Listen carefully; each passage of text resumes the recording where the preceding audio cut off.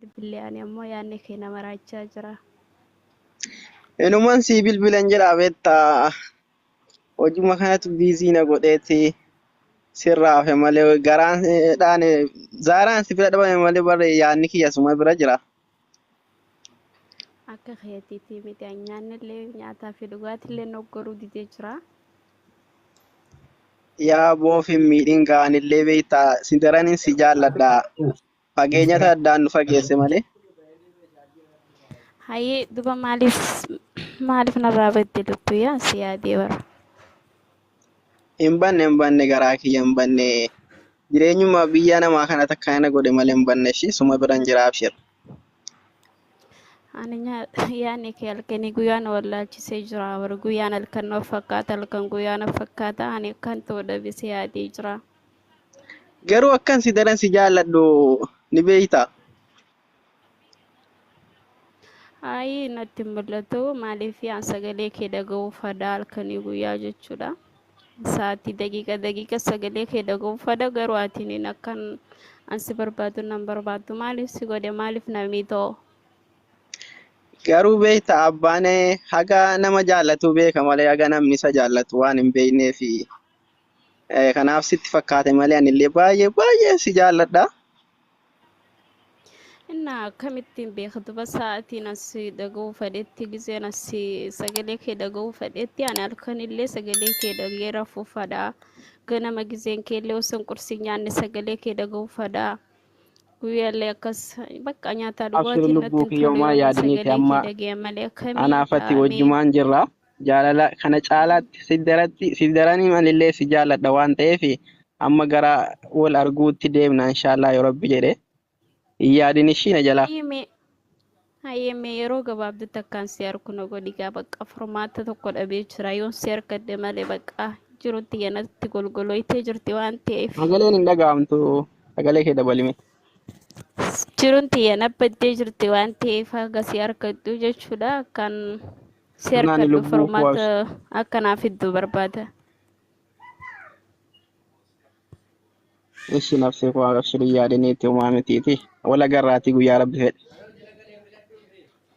Gammachuu kiyya si harkachuudhaaf hedduu tattaaffii godhaa jira garuu ati akkana si yaaddu na yaaddu.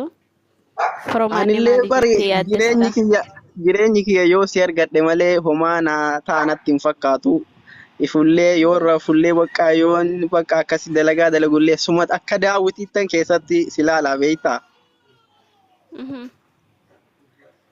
Saniifuu bakka atillee naaf bari akkan si jaalladhu jaalala kee kanaan qabamee akkan jiru atillee naaf bari ishii naaf hubadhu. Hayyee gaadboomee ana akkamitti na sabarsiista amma akkamitti onneen tiyya bakka si harkachuudha gammachuun tiyya. Egaa anaafatti si sabarsiisuudhaaf anillee sabaruudhaaf aniifatti yeroo gabaabaa keessatti akka wal agarruun si gaafadha. Hayyee akkamitti wal harkachuu akka yaada mala dhoyitee jirtu akkatti wal harkannu. Anaafatti illee biyya tokko jirra waan taaneef hammana badaa walirraa fageenya waan hin qabneef yeroo gabaabaa keessatti akka wal agarru abdiin qaba ishee. Ishi bakka rakkoon qabu katuba amma akkamii ati nagaa naa qabdaami. Nagaan qaba kunoo galata rabbii garaa kiyya. Maaliif fulli kan kenni gurraachuun maal narraa taate yaada kiyyamoo? Egaa jaalaluma kee kanatti ergeen gaafa si baree bakka si argee si laalee jedhee sumatu yaada inatti ta'e bakka halkanii guyyaa suma yaada beektaa. Lubbuyyee akkana si yaadu na yaaddu kanaafi bakka halkan guyyaa na fakkaachaa jira nyaata dhugaatii hojii uummataatiillee dalaguu dadhabe waan ta'eef si harkachuudha furmaanni kiyya si harkadhu furmaanni naa dhufa waan ta'eef ammatti akka wal harkannu furmaata nu barbaadi. Ishi bareedduu koo beektaa dhibee jaalala kanaa yoo qabamanii furmaanni isaa yookaan dawaan isaa wal argachuudha beektaa anaafatti immoo yoo wal arganne malee akka kanatti anillee ni miidhama atillee ni miidhamta waan ta'eef yeroo gabaabaa keessatti akka wal argannu akka wal arginu itti yaadishi.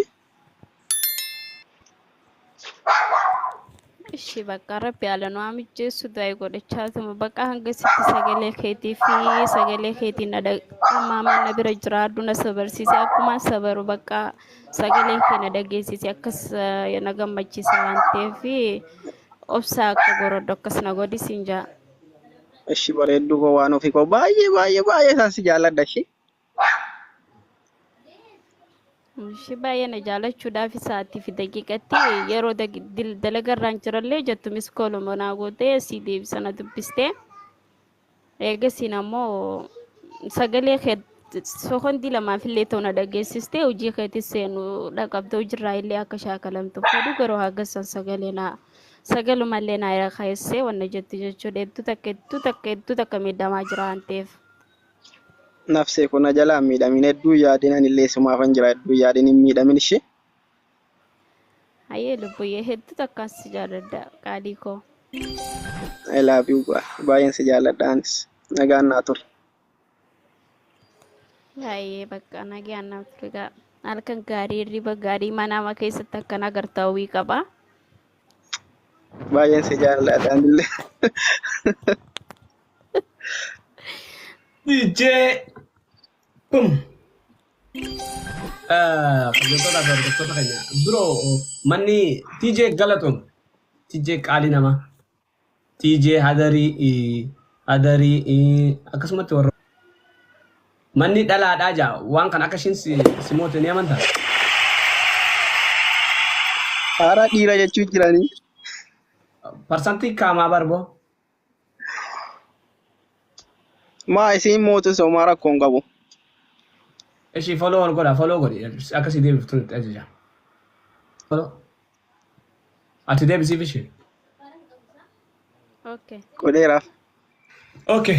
Kabajamtootaa fi hordoftoota keenya Mustariyaa Ahmadii umriin ishee waggaa 21 kan dhalatte Harargee kan jiraattu Suudii waggaa 3. Abdii Mahammad immoo dhalataa Jimmaatii kan jiraatu Suudiidha. Jimmaa fi Harargee gidduutti lolli jaalalaa gaggeeffame. Mustariyaan Ahmadii mootee jechuudha. Uummata Harargee bakka buutee jaalalaan Jimmaa ni mooti jee hin yaadne mucaa laafaa argatte ta'a immoo mootee. Haadha ibsaa uummata Harargee uummata jaalalaa akka ta'an hin beektu ati beekamaa haala bisilaamu. Jimmi mana kana keessatti duraan riikardii qaba ture. Mootee jirti parsantii 75 fi 25 manni murteesse. Mustariyaa parsantii 75 kannanii siif parsantii 25 kannan waan ta'eef biroo kiyyatti guyyaa gaarii qabaadhu Harargee raayit Jimmaa asitti murteen kannan boodarra warra wal dorgomeen beeksiseen baa waan ta'eef. Okay, guyyaa gaarii. Baa isinitti haa tolu. Okay. Mustariyaa foloo 400 akka kanitaniif kabajaan qaba. Mustariyaa giifti sirra beesi. Wallaan beekneefsiyyee. Okay, giftiin sirra buutin jirtu. 200 foloo akka irratti daatan. Namni 200 foloo dafa. Foloo namaa akka deebiftuun si dhaama dhageesse manni kun mana jaalalaati namni ati wajjin asitti dhuftu hoggoo sagantaan tun eegalamte sheersii godhanii hoggoo sagantaan tun wajjin wanni wajji taphattanii dhageesse saniifu foloo akka sii godhan foloo sii godhan kana mara akka deebiftuun si dhaamsa xiyya akka hin daganne. Maal sitti dhagame moo feetin akti nama akka jaalala beeku taate irrakkatiin nama akkatti afaan wani abbaa feete amansiifte abbaa feete wani jechuudha. Okay, galatoomii ibsaayyaati obboleessa keenya qaalii akka nu taphachiistee nu bohaarsitee nu bashannansiisuu keetti hedduu takka si kabajnaa hedduu takka si jaalannaa nu jiraaddu jabaaddu nu bohaarsuu keetii fi hedduu takka si jaalannaa waan bareedee jirtaa. Jabaaddu siin jennan illeen. Galatoomii illee yaadan alaatti fi kabajamtoota fi hordoftoota keenya ergaa mana keessan dhugee mustariyaa irratti giiftii mustariyaadhaan jaalattu sabaa keettu maqaan kee mustariyaadha kan galmaa'atte Harargee bakka buutee mootee giiftii 100 argattee jirti. Foloo godhaa sagantaa foloo godhaadha hin dhaabina giiftii 100 waan qabduuf foloo namni 200 godhuufii qaba jechuudha. 400 jeemi 400 irraa 100 irraa 290 irra jirti lammatti. Dafa foloo godhaa ofirraa gabbuufnes karaa chaantu sagantaa nutti chaana. Dafa. Namni gariin akka nama dirqiidhaan akka nama duru dirqiin qabanii kannanii mana keessaa fuudhanii dirqiin isin kannanii aayinaa isinitti an kanan fadhu abbaa jechuu ni danda'u qabdu. Obboleessa kiyya an kanan fadhu nama ati nutti dhibba kanan fadhu narraa laafe jechuu ni danda'u qabdu. Kun feetanuu. Ilaa sanitti hirtan addunyaan immoo bakka biraa jirti isin bakka biraa jirtan viidiyoo bani ataan noo viidiyoo bani dhalaa warra qotochi yaadi bashan guutanii fi jirtanii qoxorii saddeetii jechuudha. Daabba fi qoxorii saddeetii tan borcii hin qabne. Warroonni kananii taanaa tan kiiloo isaa kiiloo 75 warroonni ba'achuu dandeessan kiiloo 75 barreessa. 75 faatochiin. Haay mee qabne. Networkiin zawwoota hin bane. Qabne yaa qabne. Qabne qabne. Okay. Neetitti laalee jira katana dabarsin. Okay tanas laal. dabar Zanni mul'atu irree achi. Haay zanni. Zinnitti jettee jirtu kanaaf dabarsaa. Okay. Tani laal. Takkas yoo buleetis. As bee takkas. Tuneessa isaa Maatu singee bakka ta'e abbaa filatu. Filata jedhee dhufee. Usii taa'etu Ati immoo? filan. filachuu dhufteeti. No seerri akkas jamaan jiru kun. Usii miyyoo sabboontu. Amma kan filata. Aboo balaan siyaa filtu filatamuu keessa artama filachuu keessa jirtu kan filatu gubbaarra jira. Fatii filate fatii. Fatii tammee fatii jimmaa tan. Fatii jimmaa. Oh my goodness. Tanaa yee. yaa rabbi gaa Sabboontu booda ni filatta ishee. Carraasii fi kan sabboontu. Barbaada ani filis sabboon. Sabboontu shawaa. Sabboontu shawaa bakka buute waan ta'eef warra shawaa nan barbaada. Okay. Injil bakka nagatti na. Tuma Ay fatii.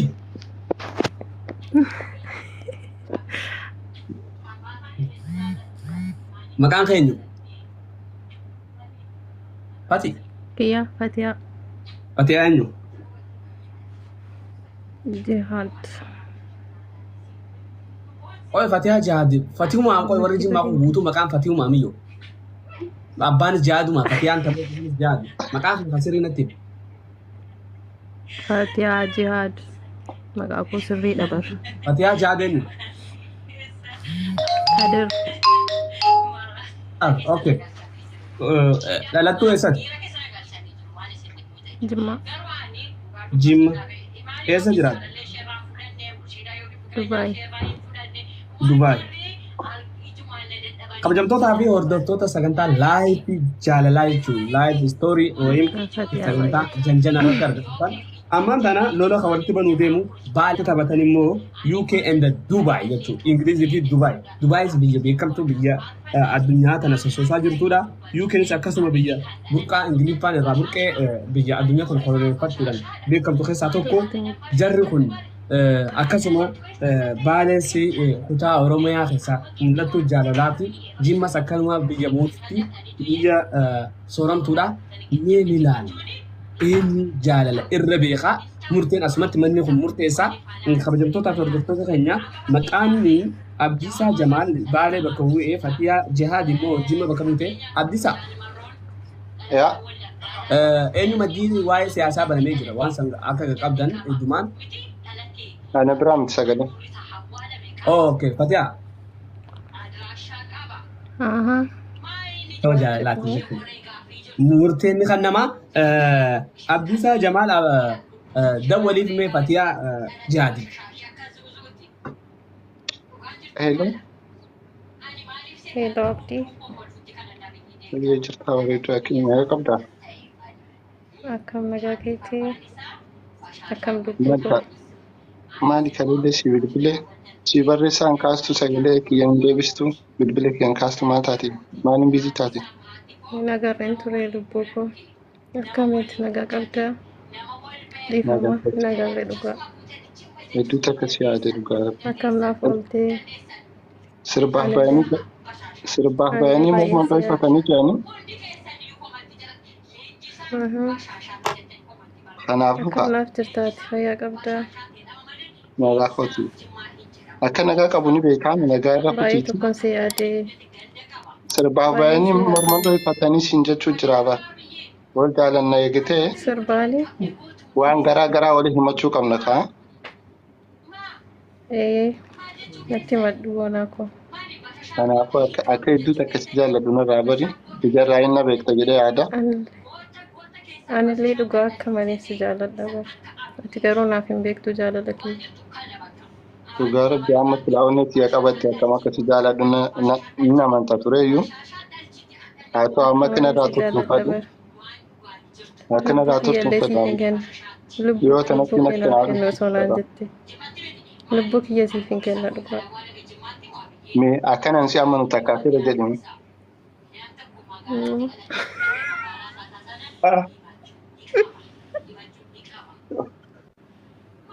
Nama bishaan na facaasuun dhabeeni. Maarree atis na dhungadhu.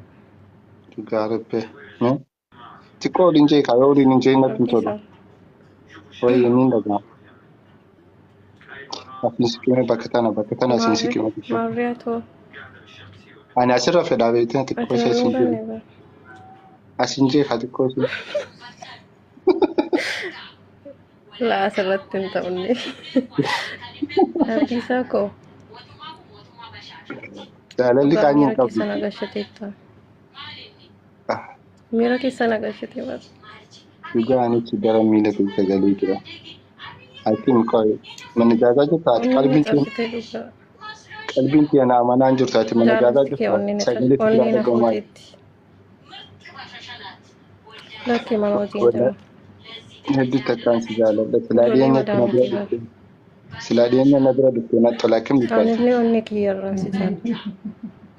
Dhiyeenyatti na bira Onni dhufuu haala kiyyarraan kan si baate. jaalladha dhugaa. Jaalala kiyyarraan bare. Dhugaa jaalala kan kee akkamitti akka ibsu naaf hin galle. Mastar shaayii maaliin sii bitame waan hin jaallattu. Waan laphee kee keessatti bakka jaallattutti uffattuun sii Ani si bitu. qofan barbaada. Si qofan barbaada dhugaa. Anammoo waan hin ittiin yaadatu sii bituu fedhaata. Waan hin gisee hundaa sii taasirraan baafnu. Homaa hin fedhu si malee. Abdiisaa kiyya onni kiyyarraan si jaalladha. Dhugaa jechi kan keessumaa yoo dhugaa akka ta'u ta'e dhugaa yoo akka ta'u ta'e jecha guyyaa muraasa booda wal arguu qabna. Akkam jetta? Wal argina dhugaa. Na keessummeessita? Seeraan na keessummeessita bultiidhaan immoo? Eegaa akkam maal jechuu barbaaddeeti? Sin jaalladha jechuun nan qosa seete moo jaalala dhugaatii laata? Ani yoo bultii ta'e malee dhufuun ta'e isaaniif. Bultii dhumaa. Har'uma osoo bararee dhufee natti tola dhugaa. Dhugaa anas akkasuma bakka. Hedduu takkan si jaalladha. Abdiisaa. Ooyee. Onni kee keessa na keewwadha. Anis hedduun si jaalladha. Onni kiyyaadha. Dhugaa. Akkaan jedhee jaalala kan kee afaaniin ibsuun natti. Jaalala kiyya naaf bari maaloo. Dhugaa afaaniin si ibsuu hin danda'u osoo qaamaan na bira dhuftee garuu na arguu dandeetta. Dhugaa anis akka malee si jaalladha. Akka malee si yaadee. Baay'ee tokko si yaadee. Innaa jaalala keetti ol jedhee ija keessa si ilaaluun qaawwadha. Sin qaanfadha yoo si ilaalu ol jedhe. Hanga si argutti muddameera. Hanga si argutti baay'ee tokko muddameen jira. Bakka boraa dhufuu qaba. Har'umallee osoo na dhuftee hin jibbu'an. Akka hin jeen akka jilbaan deemaa bulu nan godhiniiti amma simatti yaadaan bulaate. Halkan guutuu sima yaadaa bulu. Waan dadhabeera. Hin dandeenya dhugaa naaf kottu. Bakka dhugatti waan na gootee jirta naa akkasii amma akkama walitti dhufne jechaadha. Gizee walitti dhufu horiin waliin mallattee jiranii gizee adda deemanis akka aadaa teenyaatti adda adeemu takka jedhamu. Akkam jedhu. Jiddumatti takka jedhame akka mala kennaa sana. Jedheera bas. Abdiisaa koo. Waggaa kuma naaf jiraadhu tole. Egaa ta duraa sana sotti naa deebistee nan fayyaa. Ishiin deebisa maarree maal rakkina qaba. Garuu amma ati sirraa bareeda amma garuu. Egaa rabbi. Jadi maaloo na dhungadhu sirra. Achirrammaa obboleessa keetiin dhiisaa achirran fedhan. Ammaaf nama baay'ee lalaara waan ta'eef Oromoon safuu beekamtiire. Kanaafuu dhoksanna jaalattaa namarratti Kanaafuu nama nama jaalatu irratti jechuudha. Jaalalli kiyyaatti laakka kaa akkasitti dhokfatu. miti. Akkas yoo ta'e immoo Akkasitti osoo hin taane akkas yoo ta'e immoo jalqaba irra natti haafu. Bakka ama miira kasabaa ni gaha. Eenyu ampoolii ilaala jaran ampoolii ilaala warra komantii poolii ilaala akka tapha eenyu akka booda isaa miira kasabaa. Poolis warroota miira ibsaa baalee gandummaa dhiisaa uummataa. gandummaan jaaya irratti rakkoon qabu jiru. Gandummaan jaaya tapha jirra. Eenyu moo poolii lakkoofsa ni laa maarree kan asirratti hin katabina. Dhala baa dhiira jee jira. 75 meeqa? Baa dhala 55 dhiira 44. Dhiira 44 baa dhala 55. Rakkoon qabu waan affisiin waliin dhabnu walillee moonu rakkoo miti. Kasi follow ol gola. Follow goli buga follow deebisee biro. Atia follow goli. Nu qaraayyuu maatiidha rakkoon qabu. Abdumtoota fi hordoftoota keenya Abdiisaa Jamaal Baalee bakka bu'ee Fatiyaa Jihaad immoo Jimma bakka buutee biyyi isaanii taphataniif immoo Kuweet fi Dubaay haa ta'u garuu janjanaan waa beekamu. Dubaay waggaa meeqa? Akka ajaa'iba beekte janjana. Ibsishaa sirraa hunda qabee maaliin ta'a garuu Mana raasi qabaree jaartii qabaa ni beekta amma natti si dabarse sunis bakkuma naa olii jira as jira nama jana sirriitti duraanuu bakka isin jaalattan nan beekna nama jaalattan biyya jaalattan biyyee nyaadhu biyya jiru sunatti dhimee jarana namni dhibbi sadi foloo qonnaa fi haasawa biraa waan haasawteef namni dhibba eddan dafa ubrii teetii miti boo Dubaayii keessa gamta akka turteen siin jiru.